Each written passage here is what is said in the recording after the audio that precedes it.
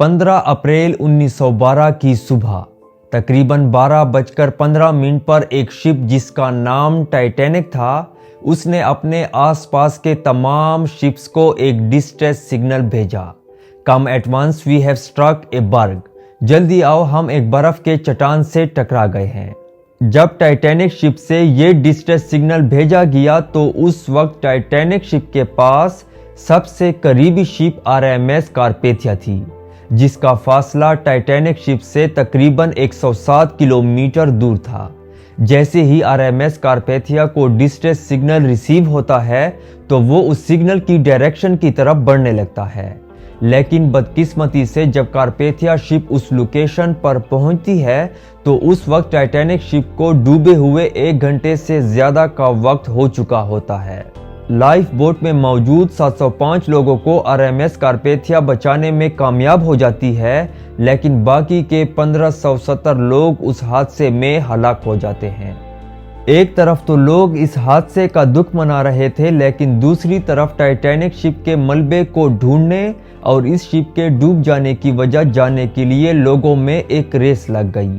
Ship में मौजूद उस वक्त सबसे अमीर फैमिलीज जैसे एस्टर और गुगनहाइम टाइटैनिक को सरफेस पर वापस लाना चाहते थे, मगर टेक्नोलॉजी की कमी की वजह से इस मिशन में कामयाब ना हो सके। 1953 में पहला एक सीरियस अटेम्प्ट टाइटैनिक के मलबे को ढूंढने के लिए हुआ, जिसमें रिस्टन बीसले ने एक लाउड इरप्टिव डिवाइस का यूज किया। ये आपको सुनने में अजीब लगेगा, लेकिन इसके पीछे भी एक साइंस है। जब डायनामाइट फट जाता है तो इस बारूद के फटने से जो वेव्स निकलती हैं वो समंदर की तह से टकराती हैं, जिसके बाद सोनार टेक्नोलॉजी की मदद से साइंटिस्ट इस बात का पता लगा सकते हैं कि नीचे कोई सख्त चीज मौजूद है या नहीं, लेकिन बीजले इसमें कामयाब नहीं रहे। 20 साल बाद रॉबर्ट बेलेट टाइटैनिक शिप को ढूंढने की कोशिश करते हैं। बेलेट को बीजले के मुकाबले में ज्यादा खुशकिस्मती मिली। इन सालों में अंडर वाटर टेक्नोलॉजी को ज्यादा फंडिंग मिली थी, इसलिए वो अब बेहतरीन तरीके से काम करती थी। उसने अपनी पहली कोशिश 1977 में की। बेलेट ने वुड होल ओशियानोग्राफिक इंस्टीट्यूशन के साथ मिलकर एक मिशन पर काम किया जो ओशियन फ्लोर को मैप करने के लिए था, जबकि इंस्टीट्यूशन ने उसे अपनी नई मैपिंग टेक्नोलॉजी को टेस्ट करने के लिए हायर किया था। बेलेट का इरादा समंदर में थोड़ा आगे जाने और टाइटैनिक का मलबा ढूंढने का था। इस नए टेक्नोलॉजिकल शिप के बीच में एक सुराख था जिसमें एक लंबा पाइप नीचे समंदर में एक्सटेंड हुआ था। इस पाइप के आखिरी हिस्से पर बेलेट ने एक पार्ट लगाया था जिसमें सोनार और कैमरास लगे हुए थे।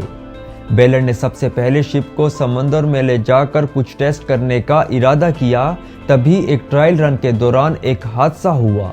ड्रिल पाइप टूट गया और उनका सारा महंगा सामान समंदर में डूब गया, जैसे टाइटैनिक डूब गया था। जब बेलेट नाकाम रहा तो इस कहानी में एक और अहम किरदार शामिल हुआ, एक शख्स जिसका नाम जैक ग्रिम था, जो एक अजीबो गरीब आइल टाइकून था।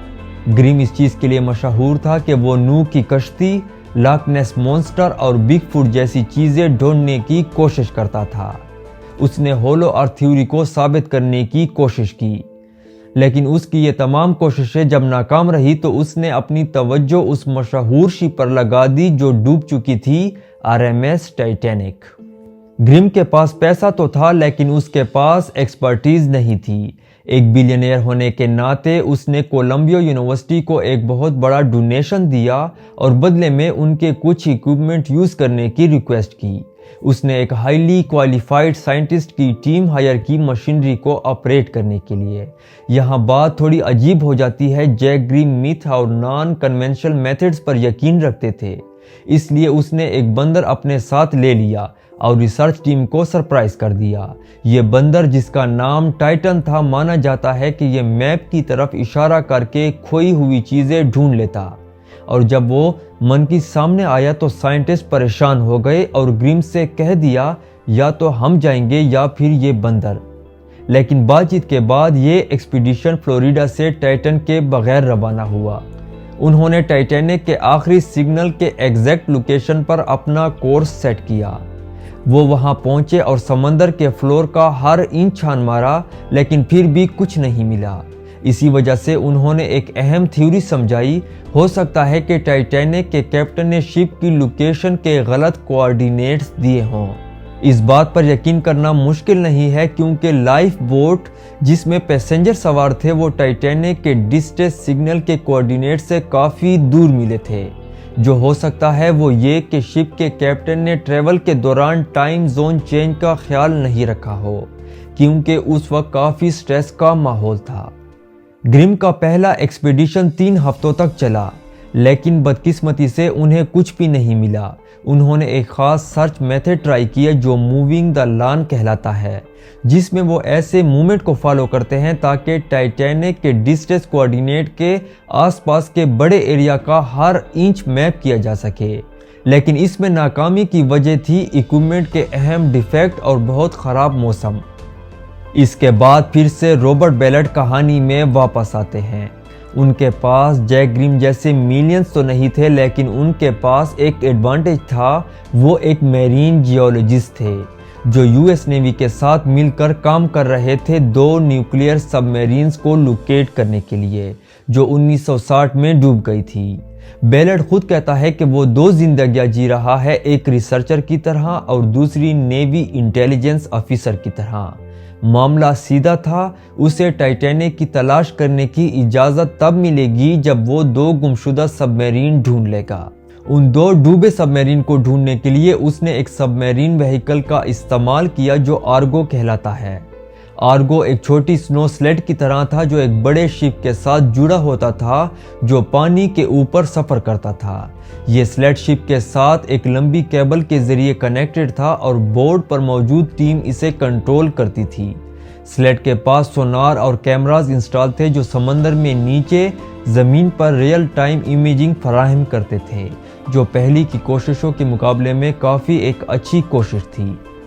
دوستو، جب بیلٹ نیوکلیئر سب میرین کھوج رہے تھے تو انہوں نے ایک چیز نوٹس کی کہ نیوکلیئر سب میرین نیچے پانی میں پریشر کی وجہ سے گہرائی میں امپلوڈ ہو گئی تھی، جس کی وجہ سے نیوکلیئر سب میرین کے چھوٹے چھوٹے ٹکڑے سمندر میں پھیل گئے تھے، اور جب ان چھوٹے چھوٹے ٹکڑوں کا پیچھا کیا گیا تو وہ سب میرین تک پہنچ گئے۔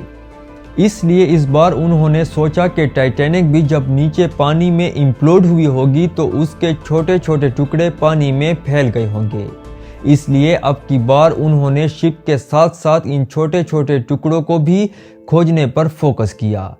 1 ستمبر کو انہیں کچھ سمندر میں نیچے کچھ چیزیں دکھنے لگی، اور جیسے جیسے یہ ان ٹکڑوں کو فالو کرتے گئے تو انہیں آخر میں ٹائٹینک کا ملبہ آخر مل گیا۔ دوستو، اگر ویڈیو اچھی لگی ہو تو ویڈیو لائک اور چینل سبسکرائب کرنا نہ بھولیں۔